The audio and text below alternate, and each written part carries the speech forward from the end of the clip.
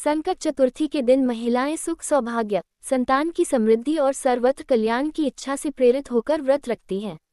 पद्म पुराण के अनुसार इस व्रत को स्वयं भगवान गणेश ने मां पार्वती को बताया था। वैसे तो हर महीने की कृष्ण पक्ष चतुर्थी गणेश चतुर्थी कहलाती है, लेकिन माघ मास की चतुर्थी तिल संकटा चौथ कहलाती है। पद्म पुराण के अनुसार आज ही के दिन कार्तिकेय के साथ पृथ्वी की परिक्रमा लगाने की प्रतिस्पर्धा में उन्होंने पृथ्वी की बजाय भोलेनाथ और मां पार्वती की 7 बार परिक्रमा की थी। तब शिवजी ने प्रसन्न होकर देवों में प्रमुख मानते हुए उनको प्रथम पूजा का अधिकार दिया था। तिल संकटा चौथ व्रत की विधि। भालचंद्र गणेश की पूजा संकट चौथ को की जाती है। प्रातःकाल नित्य क्रम से निवृत्त होकर षोडशोपचार विधि से गणेश जी की पूजा करें। निम्न श्लोक पढ़कर गणेश जी की वंदना करें। मंत्र: गजानन भूत गणादि सेवित कपित जम्बू फल चारु भक्षणम उमासुत शोक विनाशकारकम नमामि विघ्नेश्वर पाद पंचम। इसके बाद भालचंद्र गणेश का ध्यान करके पुष्प अर्पित करें। पूरे दिन मन ही मन श्री गणेश जी के नाम का जाप करें। सूर्यास्त के बाद स्नान करके स्वच्छ वस्त्र पहन लें। अब विधिपूर्वक गणेश जी का पूजन करें। एक कलश में जल भर कर रखें। धूप दीप अर्पित करें। नैवेद्य के रूप में तिल तथा गुड़ के बने हुए लड्डू, ईख, शकरकंद, गुड़ तथा घी अर्पित करें। ये नैवेद्य रात्रि भर बांस के बने हुए डलिया टोकरी से ढक यथावत रख दिया जाता है। पुत्रवती स्त्रियां पुत्र की सुख समृद्धि के लिए व्रत रखती हैं। इस ढके हुए नैवेद्य को पुत्र ही खोलता है तथा भाई बंधुओं में बांटता है। ऐसी मान्यता है कि इससे भाई बंधुओं में आपसी प्रेम भावना की वृद्धि होती है। अलग अलग राज्यों में अलग अलग प्रकार के तिल और गुड़ के लड्डू बनाए जाते हैं। तिल के लड्डू बनाने हेतु तिल को भूनकर गुड़ की चाशनी में मिलाया जाता है। फिर तिलकुट का पहाड़ बनाया जाता है। तत्पश्चात गणेश पूजा करके तिलकुट के पहाड़ को तोड़ा जाता है। गणेश पूजन के बाद चंद्रमा को कलश से अर्घ्य अर्पित करें। धूप दीप दिखाएं। चंद्रदेव से अपने घर परिवार की सुख और शांति के लिए प्रार्थना करें।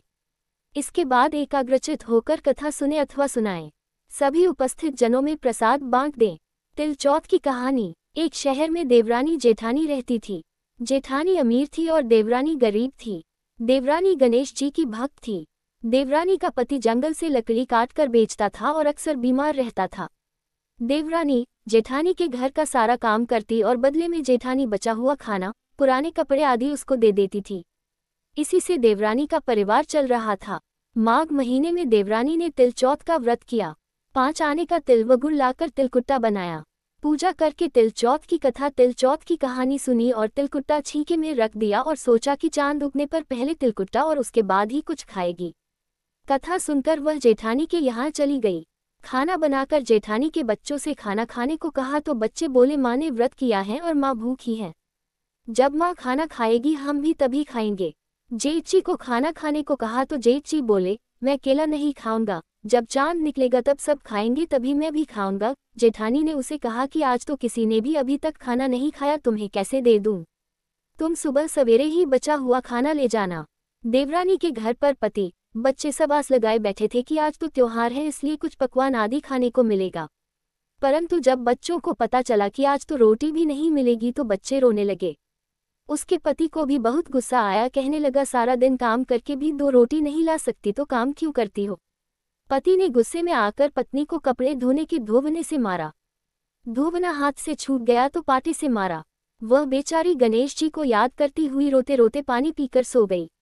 उस दिन गणेश जी देवरानी के सपने में आए और कहने लगे धोबने मारी, पाटे मारी, सो रही है या जाग रही है? वह बोली कुछ सो रही हूँ, कुछ जाग रही हूँ। गणेश जी बोले भूख लगी है, कुछ खाने को दे। देवरानी बोली क्या दूं, मेरे घर में तो अन्न का एक दाना भी नहीं है। जेठानी बचा खुचा खाना देती थी, आज वह भी नहीं मिला। पूजा का बचा हुआ तिलकुट्टा छीके में पड़ा है, वही खा लो। तिलकुट्टा खाने के बाद गणेश जी बोले धोबने मारी, पाटे मारी, निमटाए लगी है, कहाँ निमटे? वह बोली ये पड़ा घर, जहाँ इच्छा हो वहाँ निमट लो।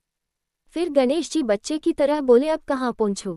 नींद में मग्न अब देवरानी को बहुत गुस्सा आया कि कब से तंग किए जा रहे हैं, सो बोली मेरे सर पर पहुँचो और कहाँ पहुँचोंगे? सुबह जब देवरानी उठी तो ये देखकर हैरान रह गई कि पूरा घर हीरे मोती से जगमगा रहा है।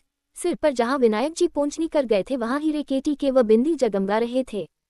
उस दिन देवरानी जेठानी के यहाँ काम करने नहीं गई। बड़ी देर तक राह देखने के बाद जेठानी ने बच्चों को देवरानी को बुलाने भेजा। जेठानी ने सोचा कल खाना नहीं दिया इसीलिए शायद देवरानी बुरा मान गई है। बच्चे बुलाने गए और बोले चाची चलो माँ ने बुलाया है, सारा काम पड़ा है।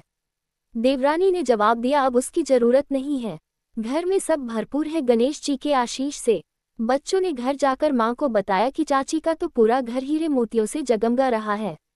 जेठानी दौड़ती हुई देवरानी के पास आए और पूछा कि यह सब हुआ कैसे। देवरानी ने उसके साथ जो हुआ वो सब कह डाला। घर लौटकर जेठानी अपने पति से कहा कि आप मुझे धोबने और पाटे से मारो।